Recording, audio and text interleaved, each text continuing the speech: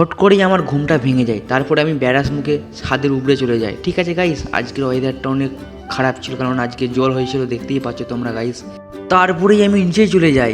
আমাদের ঘরে কেউ ছিল না খাবার বানানোর জন্য, তো আমাকে জোর খিদেও লাগে, তো আমি ভাবি কি খাওয়া যায়। তারপরে আমার মাথায় একটা বুদ্ধি আসে, আমি চলে যাই আমাদের বাগানে, ছোট একটা বাগান, সেখানে বেগুন গাছ লাগানো আছে।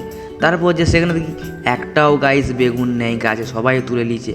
আমার শালা কপালটাই খারাপ গাইস, একটাও গাছে বেগুন নেই গাইস, দেখতেই পাচ্ছ গাইস। তারপর আমি ভাবি কি করব। তারপরে আমি আমাদের মিট কেসটা খুলে দিই কিছু খাবার আছে নাকি, সেখানেও ফাঁকা গাইস। তারপরে আমি দেখতে পাই একটা বয়েনেতে বেসন আছে। তো আমার মাথায় বুদ্ধি আসে, তো আমি তখন ভাবুন ঠিক আছে তাহলে আমি বেসনের পেঁয়াজ দিয়ে বড়া করব। ঠিক আছে গাইস, তো ওখানে পেঁয়াজও ছিল কাটা।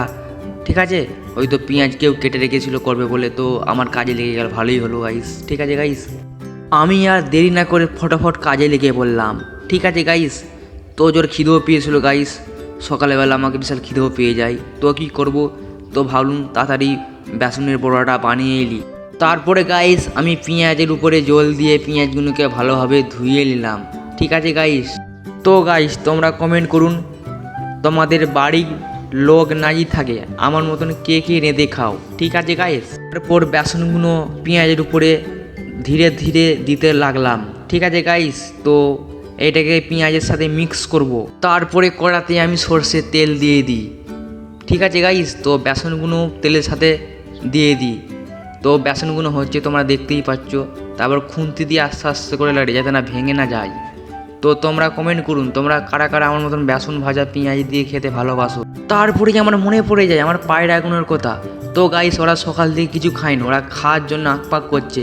তো আমার ঘরে 3টে পায়রা আছে, তো একটা মেয়ে পায়রা, 2টো ছেলে পায়রা। একদম ওখানে যে 2টো সাদা পায়রা আছে ওরা বিদেশি পায়রা, আর যেটা কালো পায়রা ওইটা হচ্ছে দেশি পায়রা। তো ওরা মাঝে মাঝে গাইস মারপিটও লেগে যায়।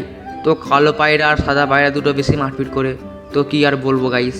কিন্তু আমি ওদের নামও দিয়েছি, মেয়ে পায়রাটার নাম দিয়েছি টুকটুকি, আর ছেলে পায়রাটার নাম দিয়েছি চিকু, আর দেশি পায়রাটার নাম দিয়েছি মন্টু। তো গাইস নামগুলো কেমন হয়েছে কমেন্ট করুন। ঠিক আছে গাইস, আর একটা কথা, তোমরা কারা আমার মতন পায়রা ভালোবাসো তো সেটাও কমেন্ট করবেন। ঠিক আছে গাইস, আমার যে পায়রাগুলো ওরা চাল আর সরষে বেশি খায়। তারপরে আমি ওদের বাটিতে কলের জল দিয়ে দিই। ঠিক আছে গাইস, ওরা তো জল তো খাবেই গাইস, তো অনেকক্ষণ ধরে খাচ্ছে, তোমরা বুঝতেই পারছো গাইস। আমার যে কালো পায়রাটা আছে দেশি পায়রাটা মন্টু, ঠিক আছে, ও তো গাইস সিপি করে ছাড়া জলই খাবে না। তো তোমরা দেখতেই পাচ্ছ গাইস কীভাবে সিপিতে জল খাচ্ছে, ওকে বাটির দিয়ে জল দিয়ে জলই খাবে না গাইস। তো গাইস আমার বেসনও ভাজা হয়ে গেছে, তোমরা দেখতেই পাচ্ছ বাটিতে রাখা আছে। তো গাইস আমাকে জোর খিদেও পেয়ে গেছে, আবার দেখা হবে নেক্সট ভিডিওতে।